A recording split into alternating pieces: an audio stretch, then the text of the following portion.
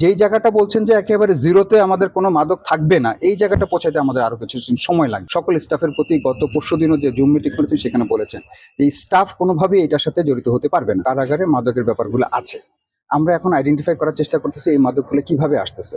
ঠিক আছে, আমরা যদি খেয়াল করে দেখবেন, জাস্ট এই ৩-৪ দিন আগেও আমাদের একজন স্টাফ ধরা পড়েছেন নীলফামারীতে।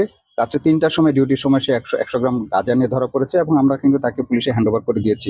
আপনাদের অনেক গণমাধ্যম এই জিনিসগুলোকে কভার করেছেন এবং ইয়ে করছেন।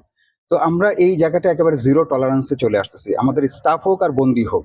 আমরা এটাকে ফৌজদারি মামলা, একই সাথে বিভাগীয় এই দুটাকেই আমরা এখন কাজ করার চেষ্টা করতেছি। আমাদের কঠোর বার্তা আইজি মহোদয় সকল স্টাফের প্রতি গত পরশুদিনও যে জুম মিটিং করেছেন সেখানে বলেছেন যে স্টাফ কোনোভাবেই এটার সাথে জড়িত হতে পারবে না। হ্যাঁ, আমাদের এই জায়গাটা থেকে একেবারেই জিরোতে যেতে আমাদের কিছুটা সময় লাগবে। হ্যাঁ, বাট আমরা সেই প্রসেসটা শুরু করেছি এবং আইনগত ব্যবস্থাগুলো নিচ্ছি, যেটা আপনারা একদম প্রমাণ সহ পাচ্ছেন। গত ২ মাস আগেও আমরা ২ জনকে চাকরিচ্যুত করেছি, ২ জন স্টাফকে, যাদের ২ বছর চাকরি সম্পন্ন হয় নাই। একজন ব্রাহ্মণবাড়িয়া জেলাতে, একজন হচ্ছে কাশিমপুরে। তার মানে আমরা প্রশাসনিকভাবে এটাতে একেবারে জিরো টলারেন্সে চলে যাচ্ছি। হ্যাঁ, মাঠের অলরাউন্ডার আমি আর ঘরের অলরাউন্ডার টাইলক্স।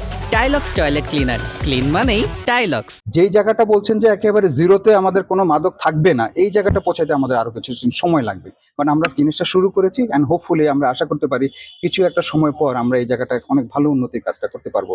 আমরা বন্দীদেরকেও কিন্তু এই জিনিসটা বোঝাচ্ছি, যারা ধরেন অনেক দিনের বন্দি আসছে, তাদের এই ছোট্ট একটা মাদকের ঘটনায়, যেমন 569 জেল কোডের একটা ধারা আছে, যেখানে হচ্ছে গিয়ে তার ৩০ বছর সাজা হলে তার ২/৩ সে যদি খেটে ফেলে, তারপর তার একটা বন্দির সুযোগ দেয় সরকার তাকে হচ্ছে গিয়ে বের করে দেওয়ার জন্য। কিন্তু তার এই জেলের ভিতরে থাকা অবস্থায় যদি একটা মাদকে ধরা পড়ে, তাহলে কিন্তু সে আর এগুলো পাচ্ছে না।